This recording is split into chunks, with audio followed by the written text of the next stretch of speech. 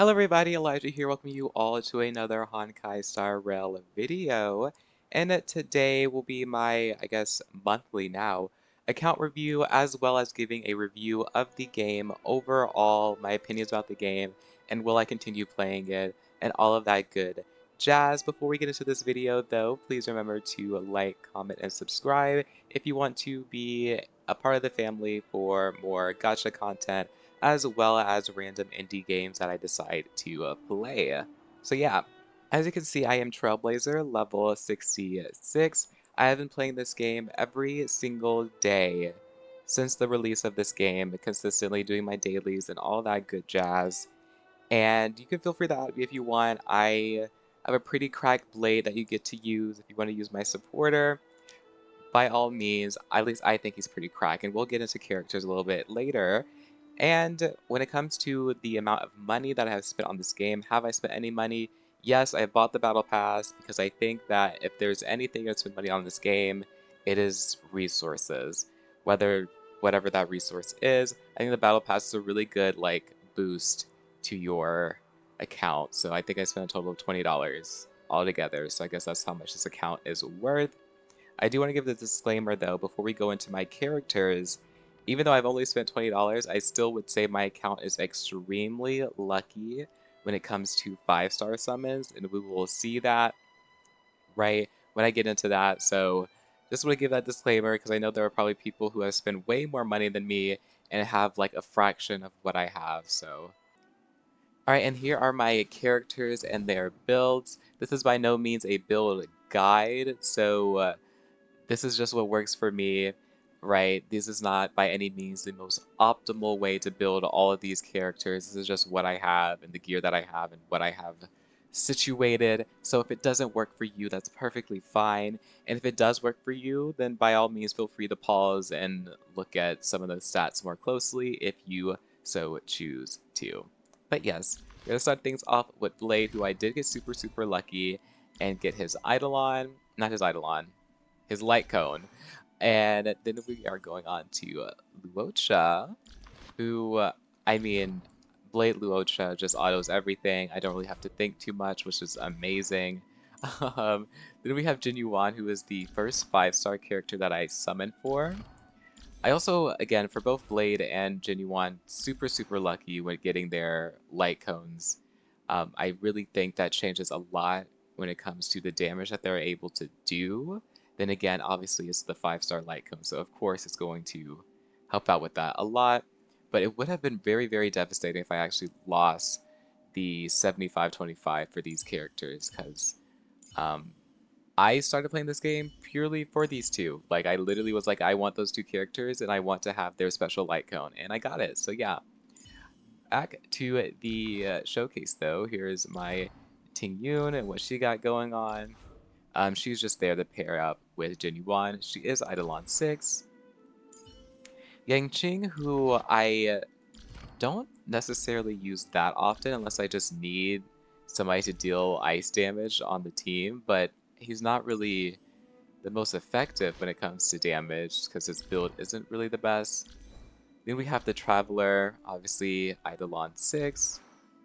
Japard, who is my big meat shield, he just takes hits and makes shields. And if he is on his best behavior, he actually freezes people. Then we have my Welt. What he has going on here, he's on like a damage build, which I don't know if that's necessarily recommended by any means, but it's just what the gear that I just so happen to have.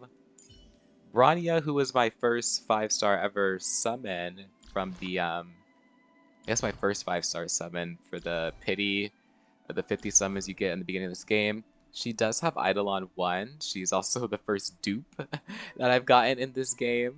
So I think that's pretty funny. First 5-star, first dupe, right? And then we have Natasha, who I legitimately do not use anymore. Ever since I got LiQWYD and Japard, Natasha just becomes non-existent. But she is Eidolon 5. Asta, who I use a lot because I literally don't have any other fire characters that are built, so I kind of have to use her. And she is Eidolon 2. And then Susheng, who was kind of like my third DPS until I got Blade. But now that I have Blade, I rarely use her, even though I think she's still really amazing, especially for free-to-play players, if you don't have Clara or something like that. And for everybody else, they're just level 50 just due to the fact that I was trying to get those free to standard pools just to test my luck on the standard banner. And I don't really feel like building any of them. I think I own all the 4-stars, right? Like, I'm pretty sure this is all of them. I don't know if I'm missing any. Feel free to let me know. But I think I have all of them, right? I just recently literally summoned Luca today, before I started recording this video. And for the endgame content of this game, Memory of Chaos, I have 3-starred all the way up to floor 7, and I have never ever attempted floor 8, 9, or 10. I don't know why, but I like look at it and I think to myself, I don't think I can do that, so I just haven't tried. And I know some of you guys are probably like yelling at me because you're just like, your account is like, you have all these units, like, what do you mean you can't do it? I don't know.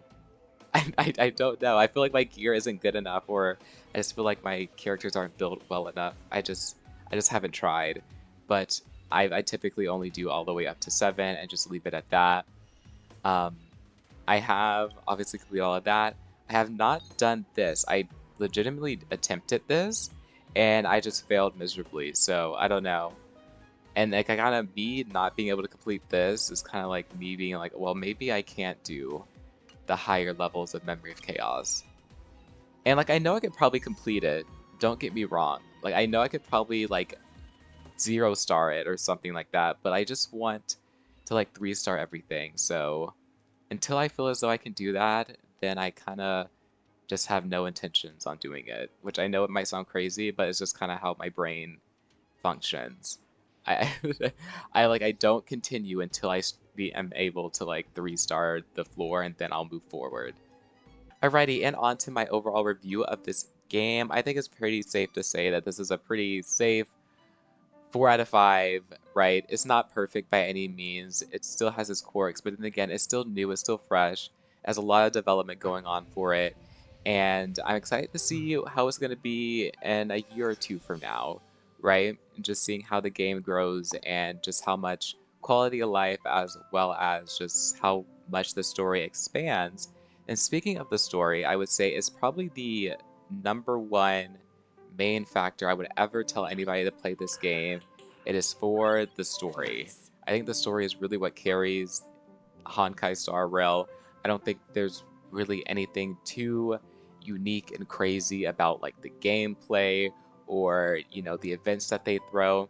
I do love the museum event though. That was probably my favorite event so far out of all of them. And apparently we're getting an event similar to that in 1.3, so I'm really looking forward to that.